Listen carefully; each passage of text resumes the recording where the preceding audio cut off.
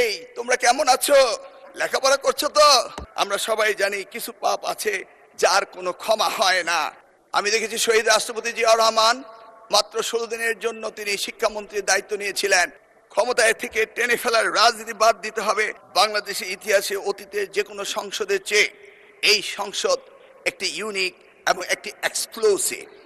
মহান জুলাই অভ্যুত্থানের পটভূমিতে শহীদের রক্তদানের মধ্য দিয়ে 2 শতক পরে জনগণের ভোটের প্রতিনিধিত্ব হয়ে এই সংসদের সৃষ্টি হয়েছিল।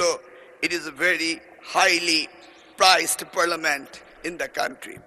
যে কারণে লম্বা বক্তৃতা নয়, আমরা অনেকেই জানি এই অল্প সময়ের ভিতরে বক্তৃতা আমি দিচ্ছি, তার কারণ আমরা দেখেছি আমেরিকার প্রেসিডেন্ট আব্রাহাম লিঙ্কন তার জীবনের সবচেয়ে সংক্ষিপ্ত বক্তৃতায় একটি এমন উক্তি করেছিলেন যা যুগ যুগ ধরে মানুষের মনে রয়েছে, the government of the people, by the people, for the people. মাননীয় স্পিকার, এই মহান সংসদে আমি দাঁড়িয়ে আজকে আমার শিক্ষা ব্যবস্থার উপরে দুটি কথা বলতে চাই।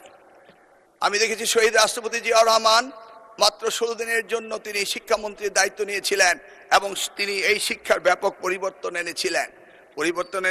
তারই পরে 1991 সালে দেশমাতা বেগম খালেদা যখন প্রধানমন্ত্রী হয়েছিলেন সেই সময়ে তিনি ব্যাপক পরিবর্তন করেছিলেন। নারী শিক্ষার বিপ্লব এনেছিলেন, শিক্ষকদের জন্য অবসর ভাতা এবং কল্যাণ ট্রাস্ট হতে শুরু করে সকল সুযোগের ব্যবস্থা করে দিয়েছিলেন। ক্ষমতায় থেকে টেনে ফেলার রাজনীতি বাদ দিতে হবে, সমৃদ্ধ বাংলাদেশের পথে ঐক্যবদ্ধভাবে এগিয়ে নিতে হবে। মিস্টার স্পিকার, আমি সংক্ষেপে একটা কথা বলতে চাই। আজকের দিনে কিছু কিছু পাপের কথা উঠলেই কোথাও কোথাও বিশেষ প্রতিক্রিয়া দেখা দেয়। আমরা দেখেছি কারো কারো শরীরে জ্বালা ধরে, কিন্তু কেউ কেউ শুনতে না চাইলো। আমরা কি পাপের কথা ভুলে যাব? চাইলে কি সব ভুলে যায়?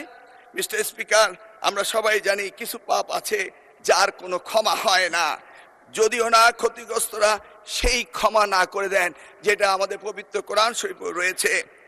আমরা বাস্তবতায় অনেক সময় অনেক কিছু মেনে নেই, উপেক্ষা করি, হজম করি এবং কম্প্রোমাইজ করি, কিন্তু তাই বলে পাপ কি কখনো মুছে যায়? উত্তর একটাই, পাপ কখনো মুছে যায় না। সত্যটা হলো এই জাতির ইতিহাসে সবচেয়ে বড় পাপের ঘটনাটি ঘটেছিল 1971 সালে। 54 বছর পরও জাতি তা ভুলে যায়নি।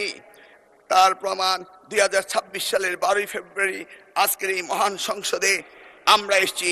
সুতরাং এই পাপের কথা আমরা ভুলে যাব না, বরং প্রজন্ম থেকে প্রজন্ম আমরা এই পাপের কথা বলেই যাব। মাননীয় স্পিকার, সোনামণিদের জন্য বলবো, তাদের উদ্দেশ্যে বলবো, এই তোমরা কেমন আছো? লেখাপড়া করছো তো?